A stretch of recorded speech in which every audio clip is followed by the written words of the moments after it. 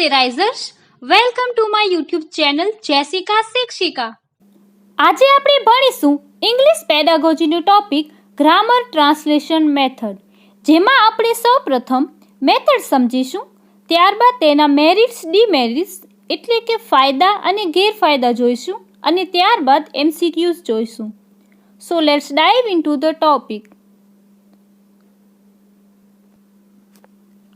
Grammar translation method is one of the oldest methods of English teaching in India. સો ઇન્ડિયામાં English શીખવાડવા માટે અલગ અલગ જે મેથડ્સ યુઝ થાય છે તેમાંથી એક ગ્રામર ટ્રાન્સલેશન મેથડ છે, જે સૌથી જૂની મેથડ્સ તરીકે ઓળખાય છે. સ્કૂલ્સમાં સૌથી વધુ યુઝ ગ્રામર ટ્રાન્સલેશન મેથડનું થતું હતું.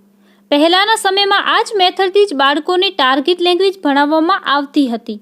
તો હવે તમને પ્રશ્ન થશે કે મેમ, આ ટાર્ગેટ લેંગ્વેજ એટલે શું? તો ટાર્ગેટ લેંગ્વેજ એટલે કે જે ભાષા આપણને શીખવવી છે. ઉદાહરણ તરીકે એઝ અ ટીચર, જો આપણને બાળકોને ઇંગ્લિશ લેંગ્વેજ શીખવવી છે તો ઇંગ્લિશ આપણી ટાર્ગેટ લેંગ્વેજ એટલે કે લક્ષ્ય ભાષા થશે, જેમાં ટાર્ગેટ લેંગ્વેજને આપણે માતૃભાષાનો પ્રયોગ કરીને બાળકોને ભણાવીએ છીએ, જેમાં બાળકોને લક્ષ્ય ભાષાના ગ્રામરના રૂલ્સ મધર ટંગ એટલે કે માતૃભાષામાં સમજાવવામાં આવે છે.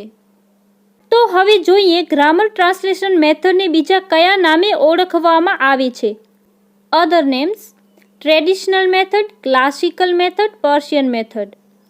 ટ્રેડિશનલ અને ક્લાસિકલ મેથડ એટલે કે જૂની મેથડ, અને યુએસમાં તેને પર્શિયન મેથડ તરીકે ઓળખવામાં આવે છે. Popular at primary stage. તો પ્રાથમિક કક્ષાના બાળકોને ઇંગ્લિશ કે માતૃભાષા સિવાયની અન્ય કોઈ ભાષા ભણાવવી હોય તો તેના માટે આ મેથડ કારગર નીવડે છે. બીકોઝ જુઓ, પ્રાથમિક કક્ષાના બાળકો ડાયરેક્ટ તો અનનોન લેંગ્વેજ સમજી નહીં શકે. તેઓને માતૃભાષા સિવાયની અન્ય ભાષા સમજાવવા માટે આ મેથડ જ બેસ્ટ રહેશે. In this method, classes are taught in the mother tongue language with little active use of the target language. તો આ મેથડમાં ક્લાસીસમાં મધર ટંગ લેંગ્વેજ એટલે કે માતૃભાષાનો યુઝ કરવામાં આવે છે. ટાર્ગેટ લેંગ્વેજનો ખૂબ જ ઓછો કે નાના પ્રમાણમાં યુઝ કરવામાં આવે છે.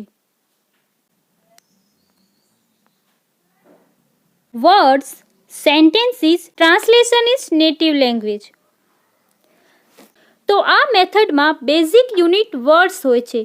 પછી વર્ડ્સને સેન્ટેન્સીસ એટલે કે વાક્યોમાં ફ્રેમ કરવામાં આવે છે, અને એ વાક્યોને word by word native language એટલે કે માતૃભાષામાં કન્વર્ટ કરવામાં આવે છે. Basic unit of this method is words. So આ મેથડનો બેઝિક યુનિટ્સ વર્ડ્સ ગણવામાં આવે છે. સો તમને પ્રશ્ન પૂછાઈ શકે કે ગ્રામર ટ્રાન્સલેશન મેથડનો બેઝિક યુનિટ શું હોય, તો તમે આન્સર કરી શકો કે words. The teacher reads each sentence and translates it word by word into the mother tongue. તો ક્લાસરૂમમાં જે પણ ભણાવવામાં આવે છે એને માતૃભાષામાં ટ્રાન્સલેટ કરવામાં આવે છે. શિક્ષક પ્રત્યેક સેન્ટેન્સ એટલે કે વાક્યને વર્ડ બાય વર્ડ માતૃભાષામાં ટ્રાન્સલેટ કરીને એક્સપ્લેન કરે છે. The main emphasis lies on reading and writing, with students being passive learners. તો આ મેથડમાં મેઇન ફોકસ રીડિંગ અને રાઇટિંગ પર હોય છે, અને સ્ટુડન્ટ પેસિવ લર્નર્સ એટલે કે નિષ્ક્રિય ભૂમિકા નિભાવે છે. અને ગ્રામર ટ્રાન્સલેશન મેથડનો મેઇન ફોકસ રીડિંગ અને રાઇટિંગ પર હોય જ છે, અને સાથે સાથે rules of grammar, main focus rules of grammar પર પણ હોય છે. સો આઈ હોપ કે તમને ગ્રામર ટ્રાન્સલેશન મેથડના મેઇન પોઈન્ટ સમજાઈ ગયા હશે. હવે તેના મેરિટ્સ અને ડીમેરિટ્સ જોઈ લઈએ. Merits of grammar translation method: cost effective, time saving, convenient. So cost effective એટલે કે ગ્રામર ટ્રાન્સલેશન મેથડ ઇકોનોમિકલી સસ્તી મેથડ છે. ટાઈમ સેવિંગ, સમય બચાવી લે તેવી મેથડ છે. કન્વિનિયન્ટ એટલે કે અનુકૂળ છે. બીજું મેરિટ જોઈએ તો ક્લિયર એક્સપ્લેનેશન્સ રિડ્યુસ વિઘ્નસ. સો ક્લિયર એક્સપ્લેનેશન. સો ગ્રામર ટ્રાન્સલેશન મેથડથી આપણે જે ઇંગ્લિશના વર્ડ્સ હોય છે તેને આપણે માતૃભાષામાં કન્વર્ટ કરીને એક્સપ્લેન કરીએ છીએ. તેથી બાળકના માઇન્ડમાં એક ક્લિયર સમજૂતી ઉત્પન્ન થાય છે, તેના માઇન્ડમાં એક ઇમેજ ઉત્પન્ન થાય છે, જેનાથી તે ક્લિયરલી સારી રીતે સમજી શકે છે. અને રિડ્યુસ વિઘ્નસ એટલે કે કન્ફ્યુઝન, અને કન્ફ્યુઝન પણ દૂર થાય છે. Builds vocabulary. સો ગ્રામર ટ્રાન્સલેશન મેથડથી બાળકના શબ્દ ભંડોળમાં વધારો થાય છે. મતલબ બાળક ક્લાસરૂમમાં ન્યૂ વર્ડ્સ જોશે અને તેનું મિનિંગ ગુજરાતીમાં જાણશે, તો તેથી તેની વોકેબ એટલે કે શબ્દ ભંડોળ સ્ટ્રોંગ થશે.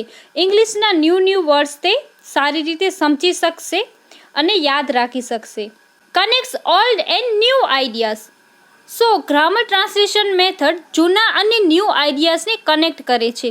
એટલે કે માતૃભાષાના વર્ડ્સ તો આપણને ઓલરેડી આવડતા જ હોય છે, તો તે વર્ડ્સનો ઇંગ્લિશમાં મિનિંગ શું થશે તે આપણે જાણી શકીએ છીએ. તેથી ઓલ્ડ અને ન્યૂ આઈડિયાઝને કનેક્ટ કરે છે આ મેથડ. હવે વાત કરીએ ડીમેરિટ્સની. સો ફર્સ્ટ ડીમેરિટ છે આઉટડેટેડ. તો ગ્રામર ટ્રાન્સલેશન મેથડ હવે આઉટડેટેડ બની ગઈ છે, મતલબ કે તે હવે જૂની મેથડ બની ગઈ છે. અને આજના સમયમાં વધારે પડતી સ્કૂલ્સ ઇંગ્લિશ સ્પીકિંગ પર વધુ ફોકસ કરે છે, અને ક્લાસમાં પણ બાળકોને કમ્પલસરી ઇંગ્લિશ બોલવાનું જ કહે છે. ક્લાસમાં જે કન્વર્ઝેશન થાય છે એ પણ હવે ઇંગ્લિશમાં જ થાય છે. તેથી આ મેથડને હવે નિગ્લેક્ટ કરવામાં આવી છે, તે મેથડ હવે જૂની થઈ ગઈ છે. Neglect speaking, intonation and પ્રોનન્સિએશન.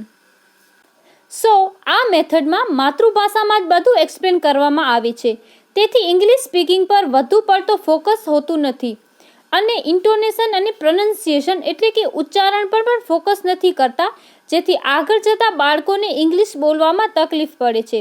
તેથી આ એક એનો ગેરફાયદો કહી શકાય. Fail to achieve correct effect. મતલબ કે જો આપણે પ્રત્યેક વર્ડ્સ અને સેન્ટેન્સને ગુજરાતીમાં ટ્રાન્સલેટ કરી લઈએ તો તે ભાષાની કરેક્ટ ઇફેક્ટ છૂટી જાય છે. દાખલા તરીકે કેટલાક રૂઢિપ્રયોગ અને કહેવતો અંગ્રેજીમાં હોય તેનું અંગ્રેજીમાં મિનિંગ અલગ થાય, પણ ગુજરાતીમાં ટ્રાન્સલેટ કરવા જઈએ તો તેનું મેઇન હાર્ટ અને મેઇન મિનિંગ છૂટી જ જાય છે. દાખલા તરીકે એક કહેવત છે, રેન ઇન કેટ્સ એન્ડ ડોગ્સ. તો તેનું મતલબ એમ થાય કે હેવીલી રેન, ધોધમાર વરસાદ થઈ, પણ ગુજરાતીમાં એનું મિનિંગ કરીએ તો શું થાય? કૂતરા અને બિલાડીની વરસાદ થઈ. તો આ બધી એની ડિમેરિટ આપણે કહી શકીએ. Next, incomplete explanation and translation. એટલે કે આપણે બધી જ વસ્તુઓનું ટ્રાન્સલેશન નથી કરી શકતા, તો એ એક એની લિમિટેશન કહી શકાય. We can't explain and translate everything. Unnatural method. તો આ મેથડને અનનેચરલ મેથડ તરીકે પણ ઓળખવામાં આવે છે. સો ફ્રેન્ડ્સ, આઈ હોપ કે તમને આ મેથડ સારી રીતે સમજાઈ ગઈ હશે. તો હવે ચાલો આપણે તેના MCQs જોઈ લઈએ.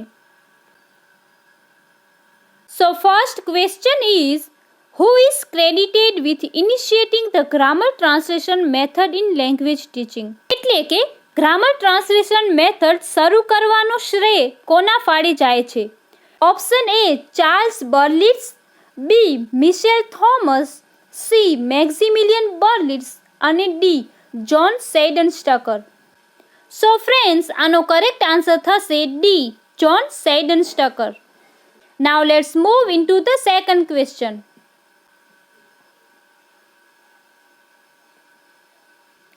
The grammar translation method is primarily focused on teaching A. Listening skills, B. Reading and writing skills, C. Speaking skills and D. Physical education. So, grammar translation method એ શેને ભણાવવા પર વધુ ફોકસ કરે છે? તો એનો આન્સર થશે B. Reading and writing skills.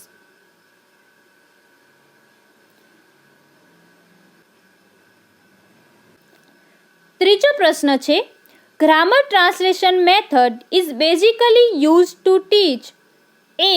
Foreign language, B. Rules of any language usage, C. Classical language and D. Grammar. Friends, આ પ્રશ્નના આન્સરમાં ઘણા બધાને કન્ફ્યુઝન થાય છે. કેટલાકને લાગે છે કે મેથડનું નામ જ ગ્રામર ટ્રાન્સલેશન મેથડ છે, તેથી તેનો આન્સર ગ્રામર થશે. અને કેટલાકને લાગે છે કે તેનો answer rules of any language usage થશે, બટ આનો કરેક્ટ આન્સર ફોરેન લેંગ્વેજ થશે.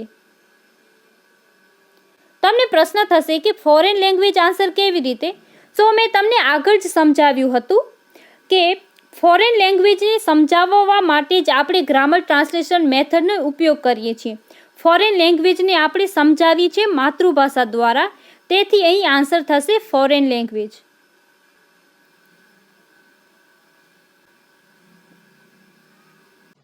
Little or no attention is given to pronunciation in blank method. A. Audiolingual, B. Grammar translation, C. CLT and D. SLT. તો obviously આનો answer બધાને આવડતો જ હશે. આનો આન્સર થશે grammar translation method. Which of the following best describes the approach used in the grammar translation method? A. Communicative and interactive, B. Task-based and experiential, C. Grammar-focused and translation-based, D. Audiolingual and repetition-based. આ પ્રશ્નમાં પૂછવામાં આવ્યું છે કે નીચેનામાંથી કયો approach છે જે ગ્રામર ટ્રાન્સલેશન મેથડને સારી રીતે ડિસ્ક્રાઇબ કરે છે? તો આનું આન્સર થશે C, grammar focused and translation based.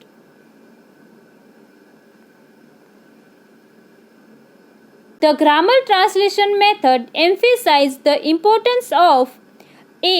Authentic materials and real-life situations, B. Communicative fluency over accuracy, C. Direct translation between the native and target languages, D. Avoiding grammar rules and structures. સો આ પ્રશ્નમાં પૂછવામાં આવ્યું છે કે grammar translation method શેના ઉપર વધુ ભાર આપે છે, શેને વધુ મહત્વપૂર્ણ માને છે? સો આનું આન્સર પણ સી થશે, direct translation between the native and target languages. In the grammar translation method, the main purpose of reading text is to A. Develop vocabulary and listening skills, B. Enhance speaking and pronunciation skills, C. Understand grammar rules and structures, D. Promote physical fitness. તો આનો answer પણ C થશે, understand grammar rules and structures.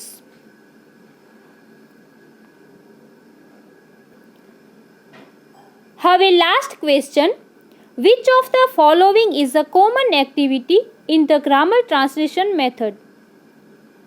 A. Role playing and improvisation, B. Language games and puzzles, C. Watching movies and TV shows, D. Translating sentences and passages. તો આનો answer થશે D. Translating sentences and passages. So friends, આજનો topic અહીં પૂર્ણ થાય છે અને આશા રાખું છું કે આ વિડીયો તમારા માટે યુઝફુલ રહેશે. અને જો તમને આ મેથડની PDF જોઈતી હોય તો તમે મારા ટેલિગ્રામ ચેનલમાં જોડાઈ શકો છો. મારા ટેલિગ્રામ ચેનલની લિંક આ YouTube ચેનલના ડિસ્ક્રિપ્શનમાં આપેલી છે. Thank you for watching my video and don't forget to subscribe my channel.